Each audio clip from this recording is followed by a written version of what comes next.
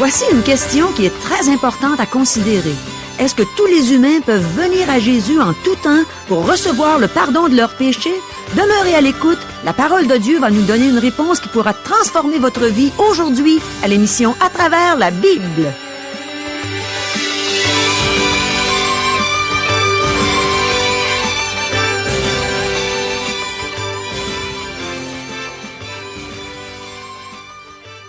Chers auditeurs, pour en savoir davantage sur le contenu de cette émission, vous pouvez contacter en tout temps Radio Espoir via Internet à www.radioespoir.ca ou par téléphone, sans frais, au 1-877-l'Espoir, 1-877-537-7647. Bonjour, ici Caro. On a des questions qui vont sûrement intéresser tous ceux qui veulent réellement connaître le Seigneur Jésus. Les voici. Est-il important que Jésus occupe la première place dans notre vie? Dieu veut-il se servir de la voix des croyants pour se faire connaître? Devons-nous confesser nos péchés pour avoir une relation intime avec Dieu? Est-ce que n'importe qui peut venir à Jésus maintenant pour recevoir le pardon de ses péchés? Pouvons-nous voir Jésus à travers l'Évangile de Jean? Restez avec nous. La parole de Dieu va nous donner des réponses qui vont toucher le cœur de tous ceux qui cherchent à avoir une relation intime avec le Seigneur Jésus. Le pasteur Régent Joly a ouvert sa Bible. Il est prêt à nous donner tout ce bon enseignement des Saintes Écritures. Mais premièrement, prions. Ta parole est merveilleuse, Seigneur. C'est tellement bon de s'adresser à toi et de savoir que tu nous entends, que tu veux nous exaucer, que tu veux nous enseigner ta parole. Enseigne-nous, mon Dieu. Nos oreilles et nos cœurs sont ouverts pour toi. Amen. À toi, Régent. Merci, Caro. Jusqu'ici, dans l'Évangile selon Jean, nous avons vu que le Seigneur Jésus existait avant la création du monde, qu'il est Dieu, mais qu'il est aussi distinct de Dieu. En effet, Dieu existe en 3 personnes, le Père, le Fils et le Saint-Esprit. Dans le premier chapitre de l'Évangile de Jean, nous voyons que le Fils est distinct du Père tout en étant Dieu. Nous avons vu aussi que le Fils a laissé sa gloire céleste pour venir habiter parmi les hommes afin de les sauver. Dans son amour, Dieu n'a pas voulu nous laisser périr dans notre péché. Il est venu nous apporter la vie, et tous ceux qui le reçoivent deviennent enfants de Dieu.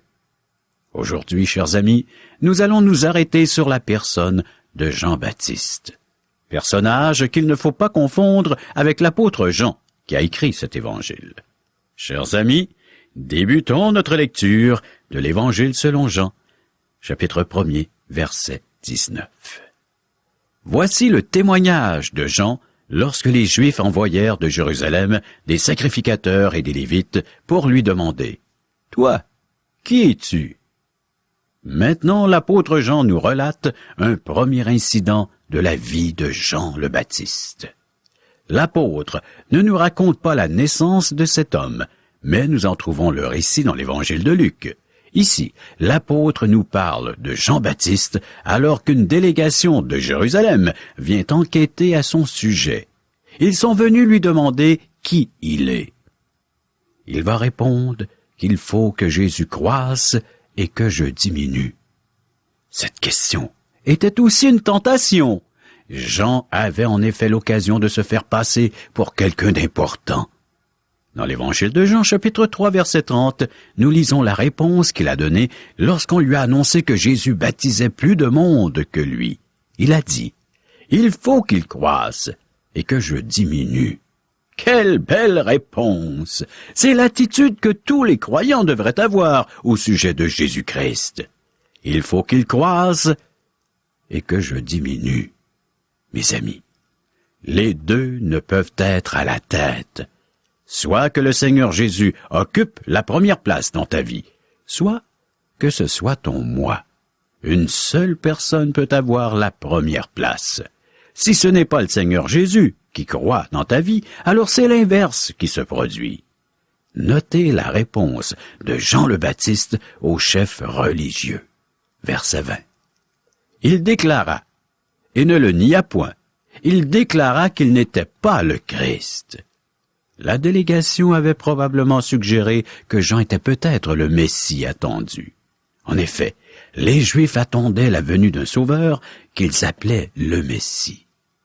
Jean affirme clairement qu'il n'est pas le Christ, c'est-à-dire le Messie. Donc, s'il n'est pas le Christ, quel personnage important peut-il être? Verset 21. Et ils lui demandèrent, « Quoi donc? Es-tu Élie? » Et il dit, « Je ne le suis point. » « Es-tu le prophète? » Et il répondit, « Non. » Notez combien laconiques sont les réponses de Jean-Baptiste. S'il n'est pas le Christ, il doit être Élie. Et s'il n'est pas Élie, il doit être le prophète. Les Juifs attendaient un prophète comme Moïse. En effet, Dieu en avait promis un par la bouche de Moïse. « L'Éternel, ton Dieu, te suscitera du milieu de toi, d'entre tes frères, un prophète comme moi, vous l'écouterez. » Deutéronome, chapitre 18, verset 15. Jean le Baptiste, nie catégoriquement être ce prophète. Verset 22.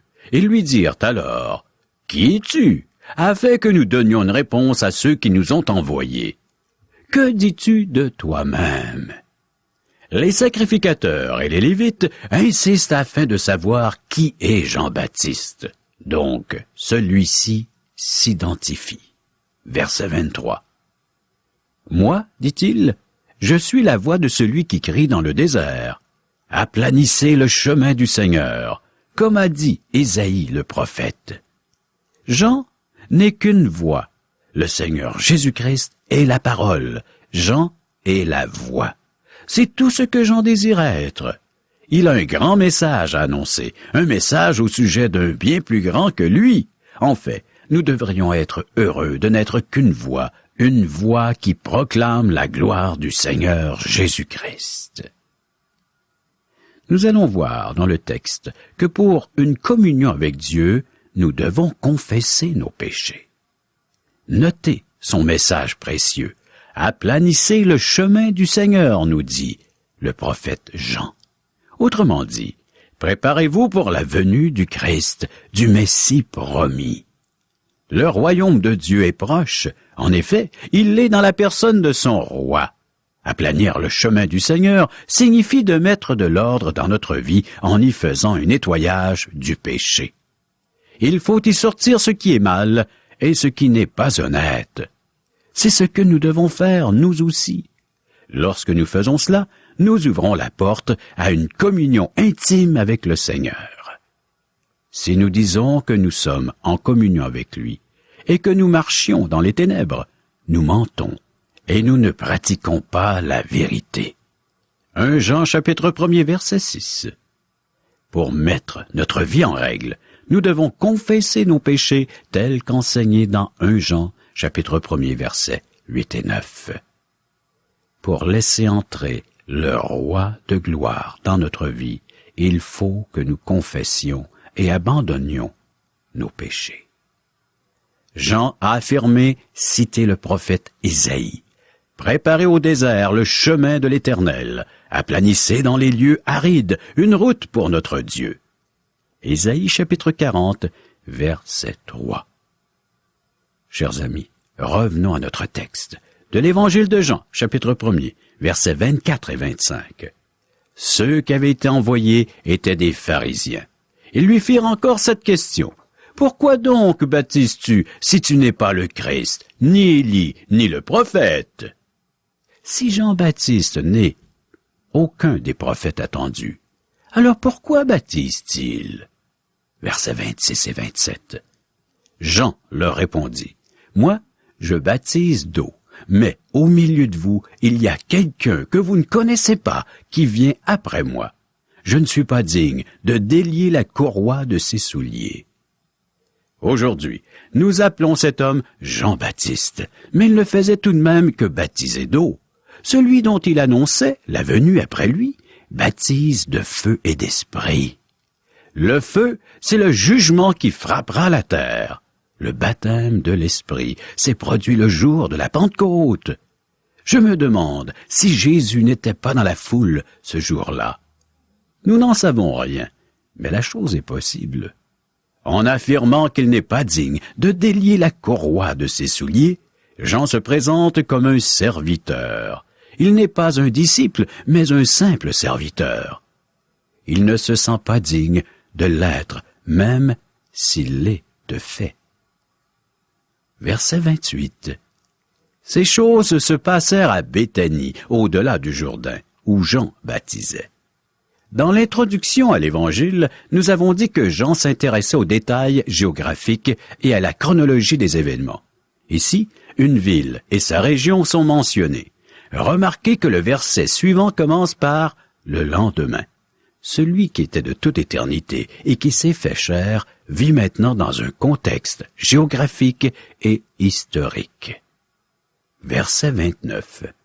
Le lendemain, il vit Jésus venant à lui et il dit, « Voici l'agneau de Dieu qui ôte le péché du monde. » N'importe qui peut venir au Sauveur présentement.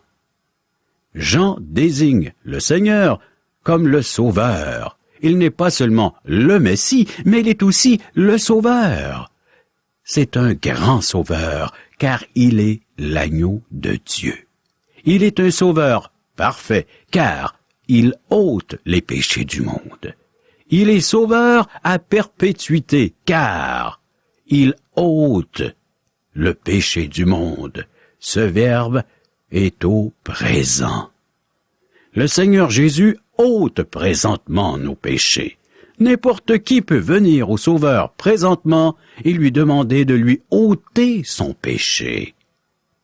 Quelques siècles auparavant, alors qu'Abraham allait sur la montagne afin d'offrir son fils Isaac, le jeune homme avait demandé à son père, « Voici le feu et le bois, mais où est l'agneau pour l'Holocauste ?» Abraham répondit, « Mon fils, Dieu se pourvoira lui-même de l'agneau pour l'Holocauste. » Genèse, chapitre 22, versets 7 et 8.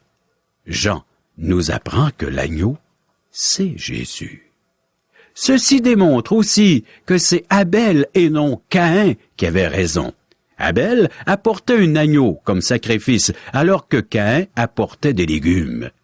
Toutes les brebis qui ont été sacrifiées sur les autels juifs au cours des siècles illustraient le sacrifice du Seigneur Jésus-Christ à la croix. Jean désigne Jésus.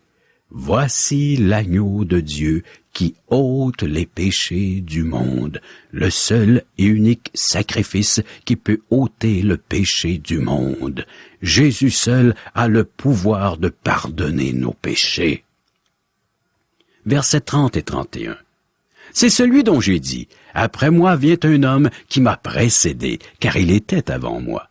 Je ne le connaissais pas, mais c'est afin qu'il fût manifesté à Israël que je suis venu baptiser d'eau. » Jean explique que Jésus est celui qui baptise véritablement. Nous pourrions l'appeler Jésus le baptiseur. C'est lui qui a baptisé du Saint-Esprit et il baptisera de feu à la fin des temps. Versets 32 à 36. Jean rendit ce témoignage. « J'ai vu l'Esprit descendre du ciel comme une colombe et s'arrêter sur lui. » Je ne le connaissais pas, mais celui qui m'a envoyé baptiser d'eau, celui-là m'a dit, « Celui sur qui tu verras l'Esprit descendre et s'arrêter, c'est celui qui baptise du Saint-Esprit. » Et j'ai vu, et j'ai rendu témoignage qu'il est le Fils de Dieu. Le lendemain, Jean était encore là, avec 2 de ses disciples, et, ayant regardé Jésus qui passait, il dit, « Voilà l'agneau de Dieu. » Au verset 29, Jean présentait Jésus par sa personne et par son œuvre. Au verset 29, l'agneau ôte les péchés du monde. Au verset 36, le Seigneur Jésus est présenté comme étant cet agneau. Jean a baptisé Jésus et le Saint-Esprit l'a identifié. Donc, en voyant Jésus passer, Jean dit, « Voilà l'agneau de Dieu. » Versets 37 à 39. Les 2 disciples l'entendirent prononcer ces paroles, et ils suivirent Jésus. Jésus se retourna, et voyant qu'ils le suivaient, il leur dit, « Que cherchez-vous » Ils lui répondirent, « Rabbi », ce qui signifie « maître. Où demeures-tu » ? « Venez leur dit-il, et voyez. Ils allèrent et ils virent où il demeurait, et ils restèrent auprès de lui ce jour-là. C'était environ la 10e heure. Jésus nous fait la même invitation aujourd'hui. Venez et voyez.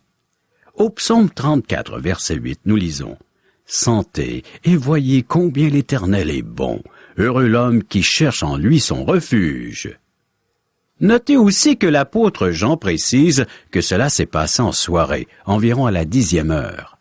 André avait été un disciple de Jean-Baptiste. Et la première chose qu'il fait en devenant un disciple du Seigneur Jésus, c'est d'aller chercher son frère. Versets 40 à 42. André, frère de Simon-Pierre, était l'un des deux qui avaient entendu les paroles de Jean et qui avait suivi Jésus. Ce fut lui qui rencontra le premier son frère Simon, et il lui dit, « Nous avons trouvé le Messie », ce qui signifie Christ. Et il le conduisit vers Jésus. Jésus, l'ayant regardé, dit, « Tu es Simon, fils de Jonas, tu seras appelé Céphas, ce qui signifie Pierre. » Simon, qui a beaucoup de chemin à faire avant de devenir l'apôtre Pierre, reçoit son nom de Jésus. C'est lui qui prêchera le premier sermon le jour de la Pentecôte, et 3000 personnes s'ajouteront à l'Église naissante. Mais à ce moment, il est encore une personne faible et impulsive. Versets 43 et 44. Le lendemain, Jésus voulut se rendre en Galilée, et il rencontra Philippe. Il lui dit, « Suis-moi » Philippe était de Bethsaïda, de la ville d'André et de Pierre. Jean est très attentif aux détails géographiques. Bethsaïda est sur le bord de la mer de Galilée. André, Pierre et Philippe venaient de là. Ils étaient des pêcheurs. Versets 45 et 46. Philippe rencontra Nathanaël et lui dit, « Nous avons trouvé celui de qui Moïse a écrit dans la loi et dont les prophètes ont parlé, Jésus de Nazareth, fils de Joseph. » Nathanaël lui dit, « Peut-il venir de Nazareth quelque chose de bon? » Philippe lui répondit, « Viens et vois. » Nous vous invitons à lire l'évangile de Jean, pour y venir, afin d'y voir. Nathanaël doutait qu'un prophète puisse venir de Nazareth. Il a dû trouver l'idée drôle. Cependant, Philippe n'a pas ri, et il a dit, « Viens et vois. » C'est vraiment la chose importante à faire, chers amis. Nous vous invitons à lire l'évangile de Jean, d'y venir et de voir, et de constater par vous-même cette vérité. Verset 47. Jésus, voyant venir à lui Nathanaël, dit de lui, « Voici vraiment un Israélite, dans lequel il n'y a point de fraude. » Nathanaël n'était pas un homme tricheur et manipulateur comme Jacob. Même s'il doutait qu'un prophète vienne de Nazareth, il n'était pas malhonnête ou fraudeur. Il ne ressemble en rien à Jacob. Versets 48 et 49. « D'où me connais-tu? » lui dit Nathanaël. Jésus lui répondit, « Avant que Philippe t'appelât, quand tu étais sous le figuier, je t'ai vu. » Nathanaël répondit, lui dit, « Rabbi, tu es le Fils de Dieu, tu es le roi d'Israël. » Il y eut 2 incrédules parmi les apôtres. Nathanaël fut incrédule au début du ministère du Seigneur Jésus, et Thomas fut incrédule à la fin du ministère après la résurrection du Seigneur. Cependant, avant la fin de sa rencontre avec Jésus, Nathanaël reconnaît que le Seigneur Jésus est le Fils de Dieu et le roi d'Israël. Cela a aussi révélé que quelqu'un de très important est sorti de Nazareth. Verset 50. Jésus lui répondit, « Parce que je t'ai dit que je t'ai vu sous le figuier, tu crois. Tu verras de plus grandes choses que celles-ci. » Il y a peut-être une petite note de reproche dans les paroles de Jésus. Nathanaël a cru lorsque Jésus lui a dit qu'il l'a vu sous le figuier. Jésus lui annonce qu'il verra des choses beaucoup plus grandes. C'est ce qui s'est produit au cours des 3 ans que Nathanaël a passé en compagnie du Seigneur Jésus-Christ. verset 51. Et il lui dit, « En vérité, vous verrez désormais le ciel ouvert et les anges de Dieu monter et descendre sur le Fils de l'homme. » Nous étudions présentement un livre particulièrement riche de la Bible, soit l'Évangile selon Jean. Nous vous lançons l'invitation que les premiers disciples ont fait à leurs parents et amis en leur parlant de Jésus. Celle-ci, viens et vois. Personne n'a jamais vu Dieu, qui est un être éternel et infini. Il est le créateur de l'univers. Personne ne l'a jamais vu, et personne sur terre ne pourra jamais le voir. Des êtres limités, comparés aux perfections infinies de notre Dieu, ne peuvent le voir, ni juger ce que Dieu dit ou fait. Nous pouvons juger le devoir d'un enfant et déterminer s'il est bien fait. Cependant, nous ne pouvons pas juger le travail de certains scientifiques, car il nous dépasse. Dieu nous dépasse, et nous ne pouvons pas le juger. La science ne peut pas prouver que Dieu existe ou qu'il n'existe pas. C'est pourquoi il est nécessaire que Dieu se révèle à nous.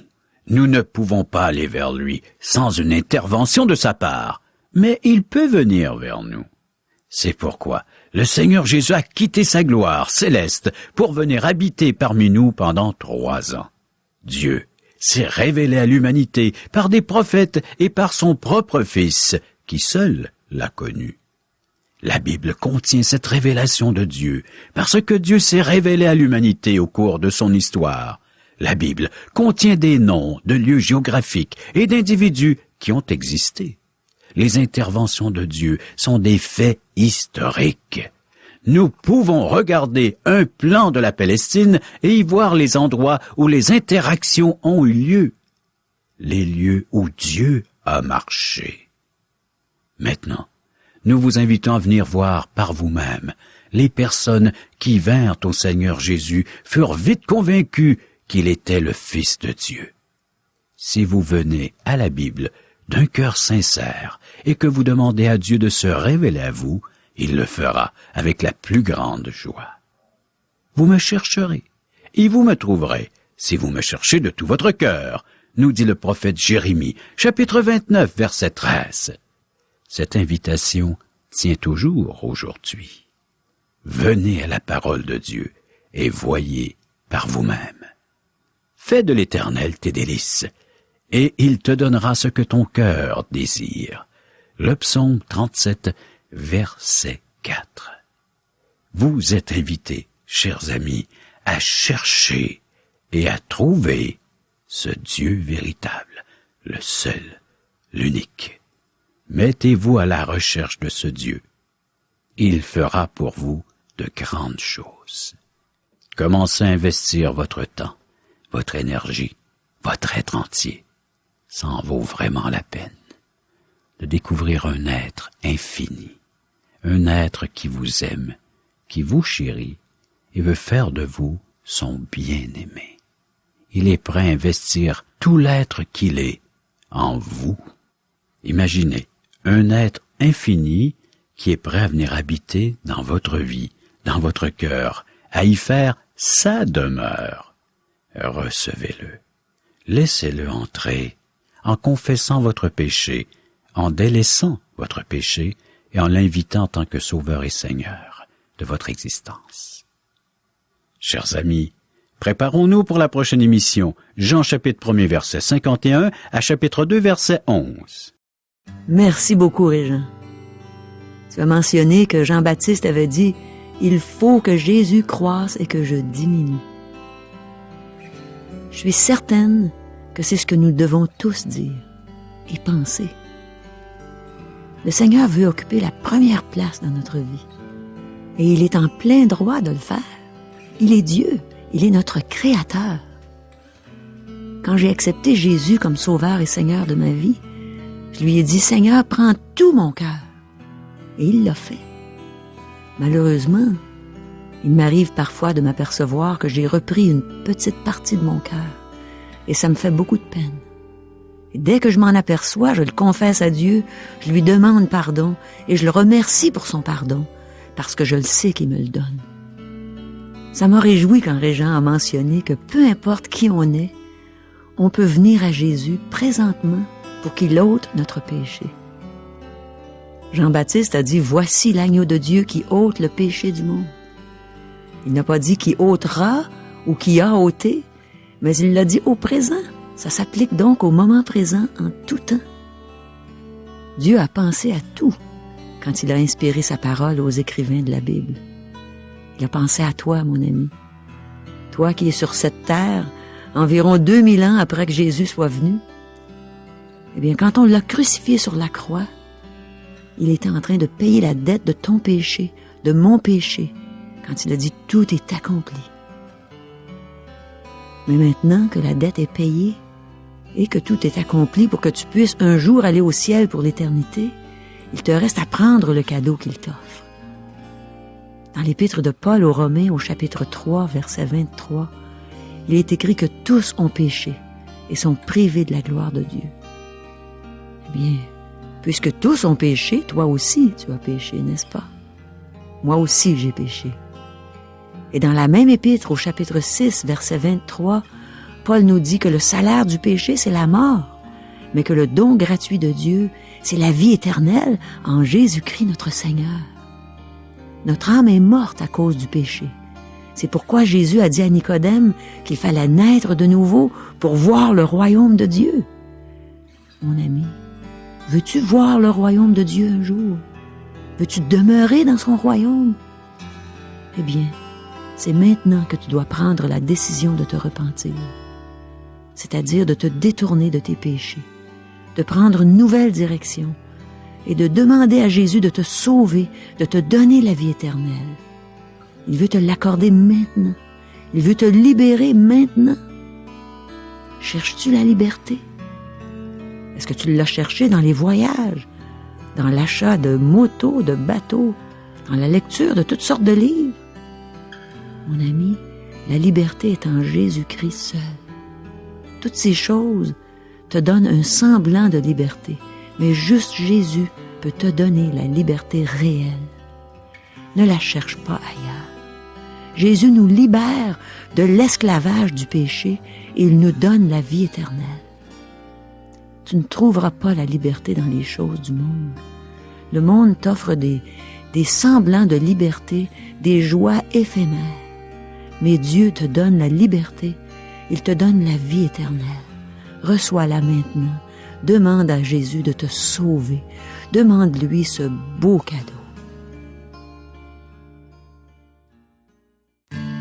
Cher ami, tu viens d'entendre ce message.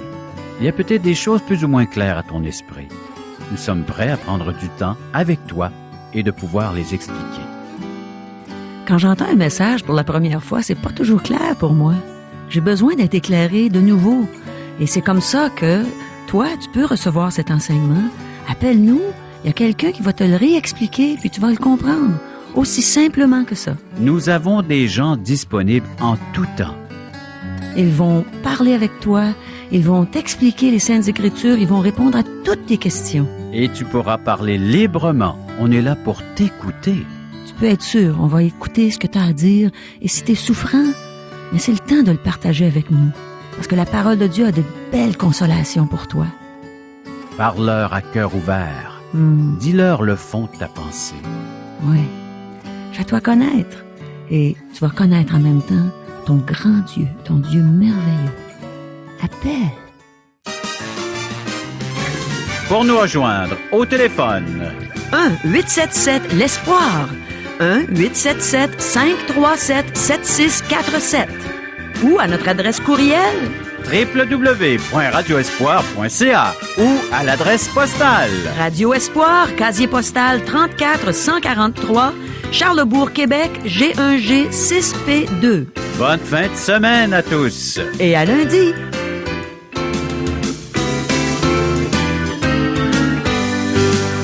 Cette émission vous a été présentée par Radio Espoir.